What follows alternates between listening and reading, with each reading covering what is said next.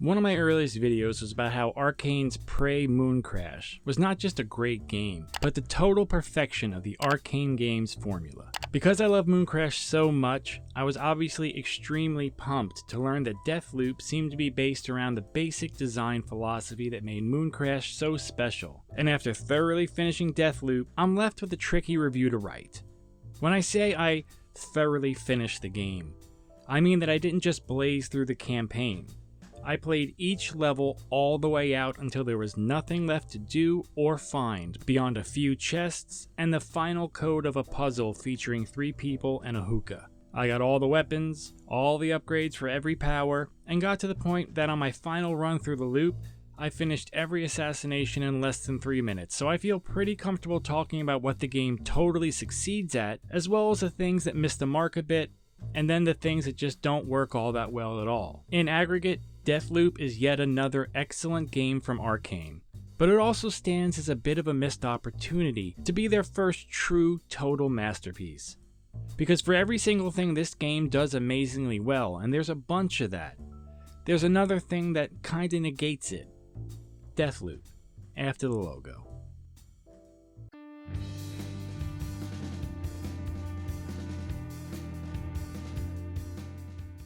Arcane Magic. If there's one thing I really like about Arcane Games, it's that they're always kinda divisive. Every one of their releases from Arx Fatalis on have had some people absolutely love them, while others just don't get what all the fuss is about. This was especially true with Dishonored 2 and Prey. The only other game I can think of that gets a similar response is the Hitman series. They're games that very much defy categorization, and therefore people come into the games with wildly different expectations. Even the genre they fall into, immersive sim, isn't really a genre at all, beyond meaning, oh, this game is sort of like the old Thief or System Shock games. Hitman isn't really a stealth game. It's definitely not an action game. It's kinda a puzzle game, sort of. And this goes for something like Prey or Dishonored as well. Is Prey a first-person shooter? Is it a stealth action game?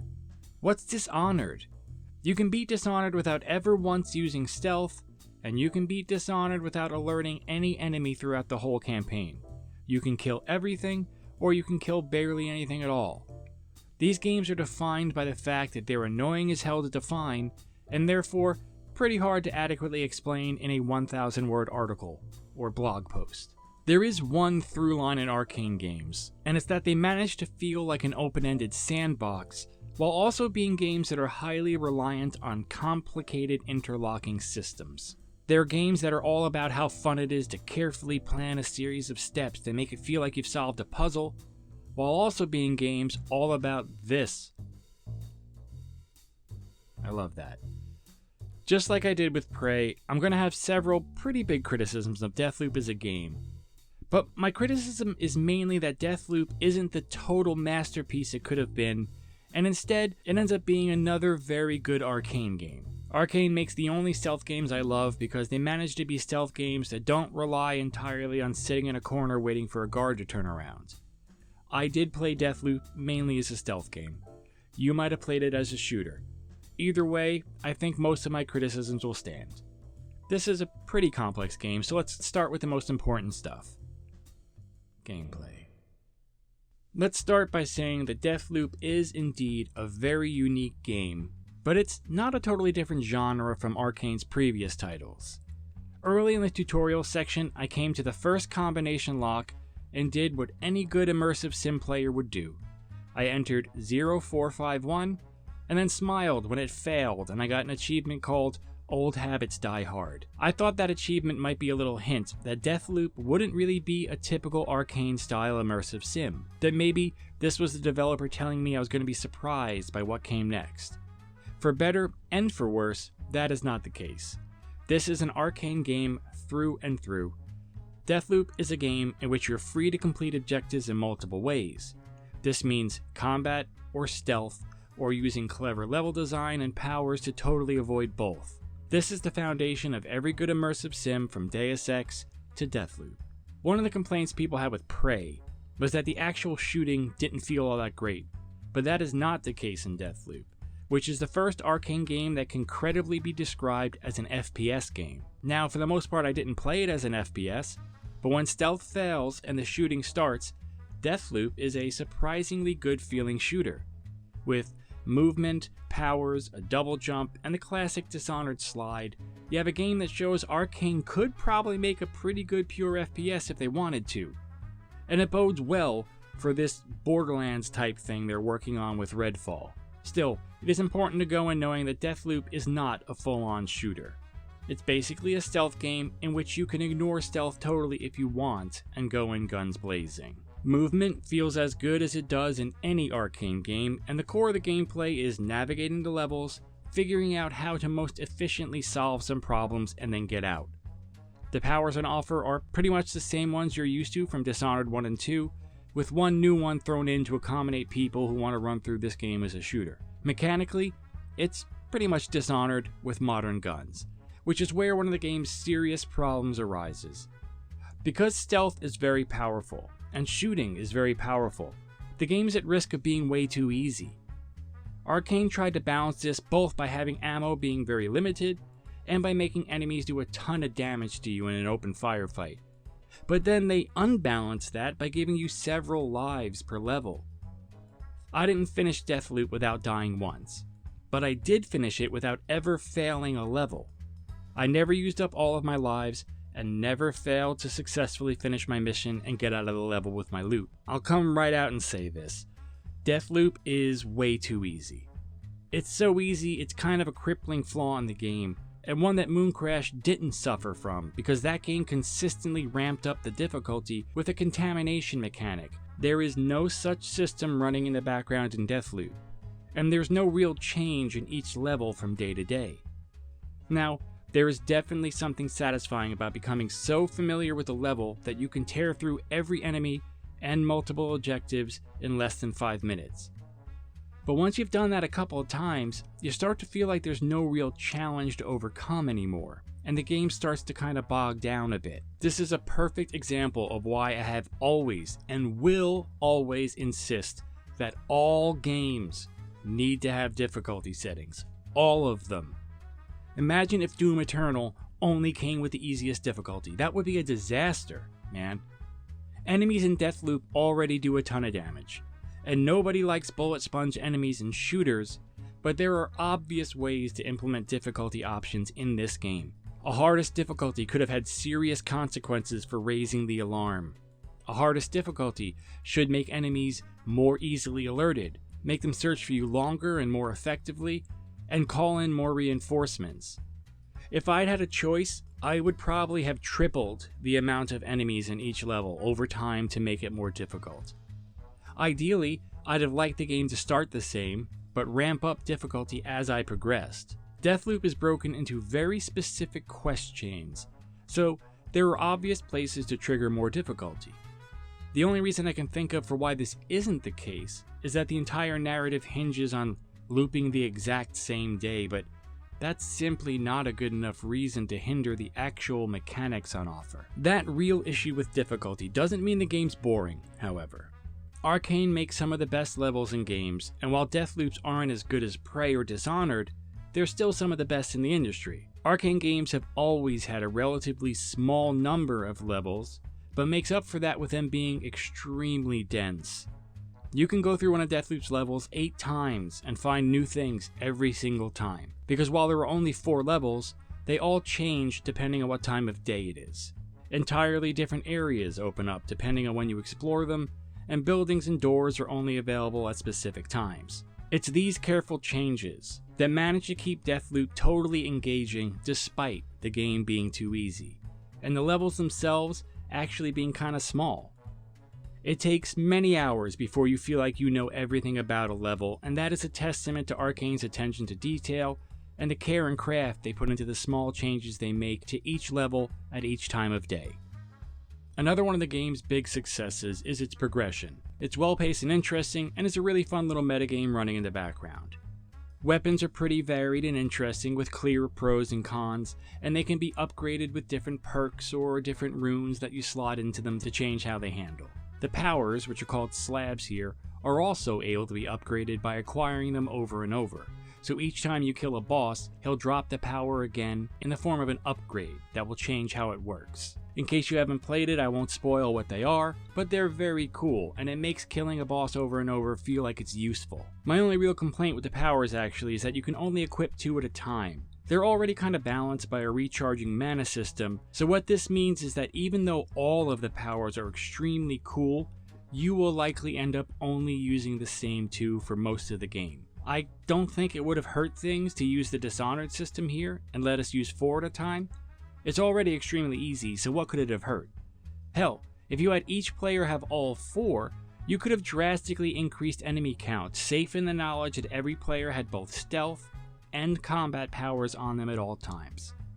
Either way, it's a testament to just how damn good Arkane is at making killing things fun, that the game is so engaging despite being way too easy. Games being too easy is generally a deadly sin for me, but Deathloop feels so good that it's more of a missed opportunity than a crushing flaw. Okay, let's get to the thing that's most interesting to both praise and criticize: the basic structure of the game and its objectives. A complicated puzzle with an instruction manual. Mooncrash was a pretty complex game. In order to win, the player had to save every person in one run without dying, with the difficulty ramping up as each run progressed. Just like Deathloop, this means making a ton of runs to figure out what order you needed to evacuate your people in. Unlike Deathloop, that game was far more random. Certain areas would be locked off, or full of dangerous enemies, or on fire, which would force players to need to constantly adapt and change their plans on the fly. You couldn't figure the game out because the game was basically changing around you. You could go in with a general plan, but not a detailed list of what you needed to do. Deathloop initially looked even more complicated, because in Mooncrash you had to evacuate 5 survivors, whereas in Deathloop you need to kill 8 targets in only 4 levels by doing objectives that allow you to force NPCs to move to specific locations so they can all be killed at the same time. When I first heard about this game, I was worried it would be too complicated to figure this stuff out, and I find myself wondering if the original idea for this game was for it to be much more open-ended and difficult. The entire idea makes the game seem like there's going to be a real puzzle aspect to it, but for better or worse, this simply isn't the case. Better, because when you really think about it, the game would probably be too frustrating with little or no guidance. But worse, because in the final product, you figure out how to get the targets to group up mainly by following waypoints directly to the things you need to do. Now, I understand Arkane must have thought you run the risk of frustrating your average player if you don't give them enough direction. The solution they arrived at, putting very clear waypoints and a literal checklist that tells you exactly where to go at what time, might have been correct. I don't know. And the game is really fun and a joy to play, but there's just this nagging feeling in my mind where I wish I had actually been forced to figure some things out for myself. And this is where difficulty comes in again. I have to believe that a difficulty setting that adjusted how totally directed the player is would have vastly improved things here. A hard mode that gave players 0 waypoints or hints, and then maybe a sliding scale that allowed players who were having trouble to get as much or as little direction as they wanted. I'm sure this is a difficult system to implement, but a system that required you to earn hints by, say, spying on NPCs or reading lore entries. Just some way to play through the game so that it felt like I figured out what to do, rather than me just following a list. Deathloop is at its very best when you feel like you figured out something clever, like all Arcane games. And it has several moments like that. But all of those moments tend to be outside the main story quest. Everything mission critical is handed directly to you. Deathloop has one final solution to the game. As far as I can tell, there was only one way to kill all 8 targets in a run, whereas in Mooncrash, you had a certain amount of room to adapt. What this boils down to is Deathloop might have been a bit too ambitious for its own good. Clearly, in something like this, there was going to need to be some hand-holding. But I just cannot help but wish there'd been quite a bit less, or maybe even a lot less. Story. Arcane's games all have incredibly interesting worlds with extremely cool premises, but they often fail to really tie it all together into a great cohesive story. I think Prey probably gets closest to a great story, because its final ending is actually pretty satisfying, and the world and lore ends up being really well explained through a mountain of text and audio logs, as well as NPCs you get to directly interact with. Deathloop has perhaps the best starting point for a story yet, and is filled with very interesting characters, but the final story ends up feeling almost half finished. You spend the game trying to piece together what's going on and slowly unravel the mystery of the time loop. Unfortunately, the game never really answers any of these questions. Why does Cole want to break the loop? I don't know. It's not explained. It's not even really asked, to be honest with you. As I played, I found myself asking cool questions that I hoped the story would answer, like, are these people even technically alive? If you're living the exact same day over and over for eternity, can you be said to be functionally alive at all? I say no, and I was waiting for the game to really dig into that, but it doesn't. I was waiting for the game to explain how Colt and the others lost their memory, but it's only addressed to be hand-waved away as being the result of getting bored. There's simply less lore and world building here than there is in Prey or Dishonored. Everything that's in the game is excellent, absolutely excellent, but there's just not quite enough of it. A great place to take the story would have been to have things change every day. If we reset time in our world every day, do you think you would behave the same way each time? I don't think we would. I think there's an inherent amount of randomness and chaos in the world, and we would find that resetting time would produce slightly different results every single time we ran it back. If the game had done that, it would have opened up a way to change the difficulty up and keep players guessing, as well as had some interesting philosophical questions to ask. But in the end, Deathloop's story and world is really just a cool idea that isn't explored fully. Prey's audio logs tended to be really, really great stuff. They were full of love stories, tragedies, and the political and social dynamics of the universe of the game. Deathloop really doesn't offer that kind of granular detail. Everything feels a bit too lighthearted, a bit too jokey. There are a few powerful emotional moments, but they're very rare, and the world building just doesn't feel finished. I have no idea what Colt's old world is like. Where is he from? What kind of country did he live in? What was it called? What's the nature of their society? The end of the game implies that this game takes place within the Dishonored universe, but unlike those games, which do a spectacular job setting you down in the world, Deathloop never gets beyond the very basic surface details. Again, what's here is very good, it's just a shame that you're left wanting more. Final judgment. Okay, it's important to reiterate that I thoroughly enjoyed my time with Deathloop. It's one of the best games of 2021 pretty easily, and it fits nicely into Arcane's library of titles. It is an incredibly ambitious game that tries something different by trying to take the best of Dishonored and blend it with the best of Prey Mooncrash, while improving the moment-to-moment combat far beyond anything they've done before. One of the most impressive things about the game is that it feels smaller and smaller as you go. When you first start playing, it feels quite big and sprawling and complicated, but as you chase down each waypoint and quest and complete the assassinations, everything condenses down and simplifies. I think this is probably exactly what they wanted the game to feel like, and they succeeded. The best thing about Arcane is that every one of their games is totally unique in the industry. There are no other games like Dishonored. There's nothing like it. There's nothing else like Prey at all.